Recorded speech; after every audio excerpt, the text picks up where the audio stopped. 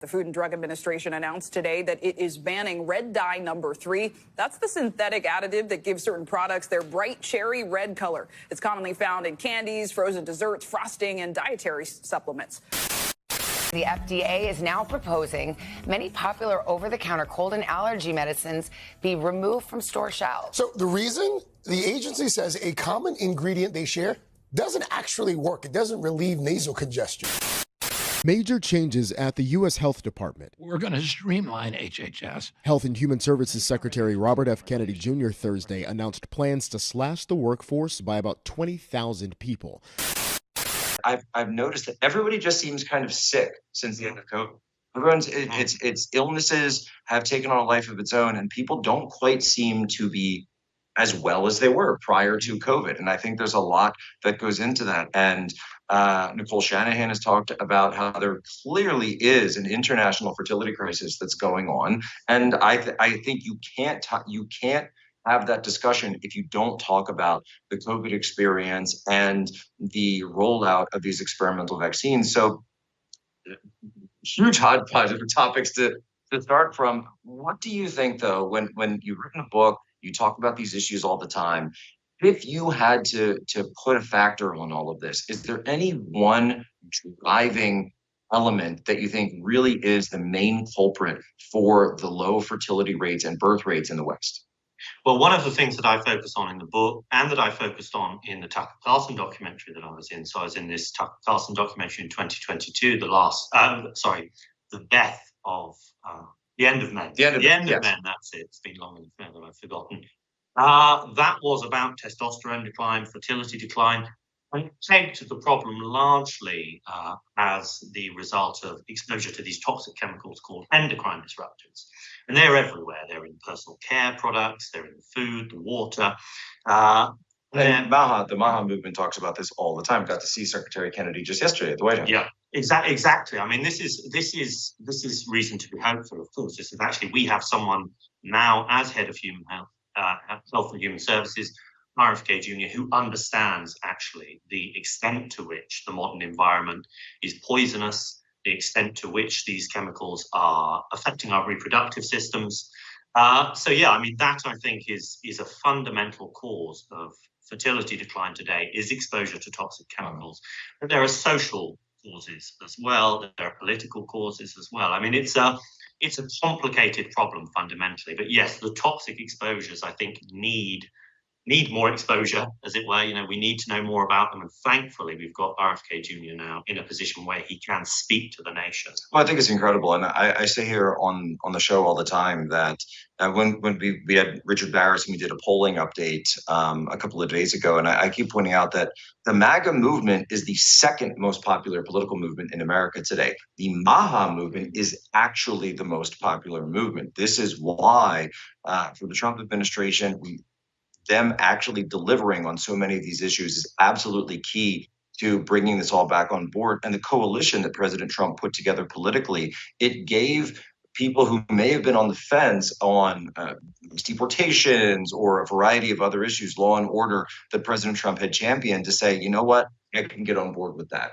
because that's something that, you know, your crunchy suburban mom actually does care about.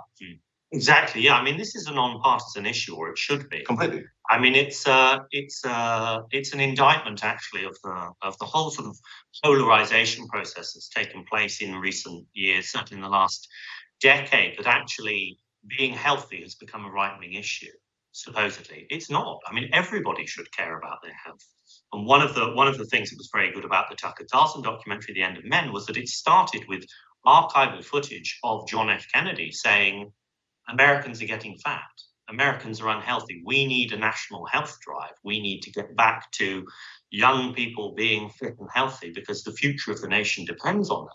And that was a very good way, actually, of forestalling criticism from the left, from the mainstream media. That actually, the documentary was a right-wing sort of thing. You know, and he's a Democrat, one of their most famous Democrat saying it. And in fact, and you compare that, by the way, with what Pete Hegseth has talked about, and you look at the recruiting in the United States, and they'll say that children high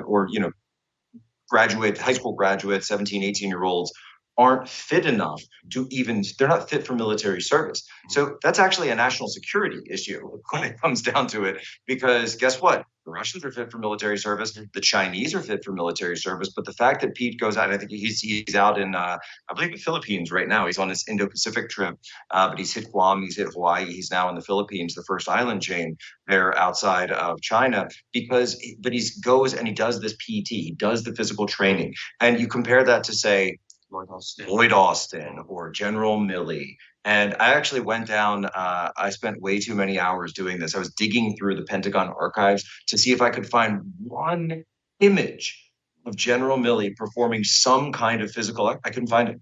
Couldn't find his entire career.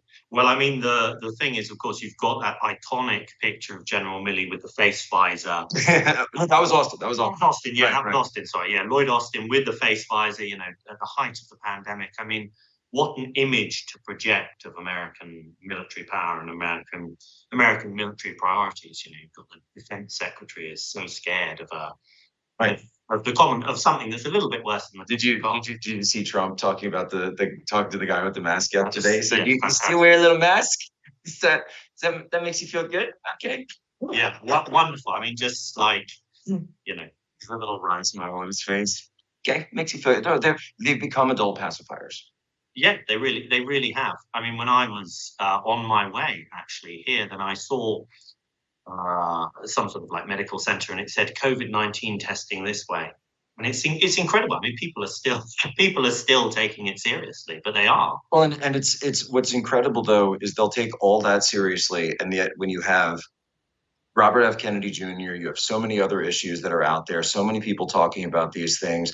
The obvious, people would talk about, okay, here's the product, baby formula. Use that as a great example. Here's the formula in the United States. Here's the formula in the EU. Why does this have so many more ingredients on it than this one does? And as a matter of fact, when we had our children, Tanya was sourcing all of the baby formula back from Eastern Europe because it doesn't have any of that. Yeah. Well, that's a big thing, and luckily RFK Jr. fairly recently within. Although I should admit, after we did things the traditional way. Yeah. Well, I think if you combine breast milk and formula, then that's okay. But it's these children who are exclusively reared on the worst kind of like soy formula, for example, that really don't do very well, and it sets them up for a lifetime of consuming processed food, because that's really what the worst kinds of formula are. They're processed foods. Well, and we should have Tanya on, because she would always tell me about this, and maybe when we come back in the next segment, you can talk about it as well, because she always says when she came to America that she felt that the food was wrong. She said, this does not taste like the food that I've eaten my entire life in Eastern Europe. This doesn't taste like the meat doesn't taste real. The bread doesn't taste real. And to her mind, she couldn't think of a better word for it. It just tasted plastic. Tasted plastic. So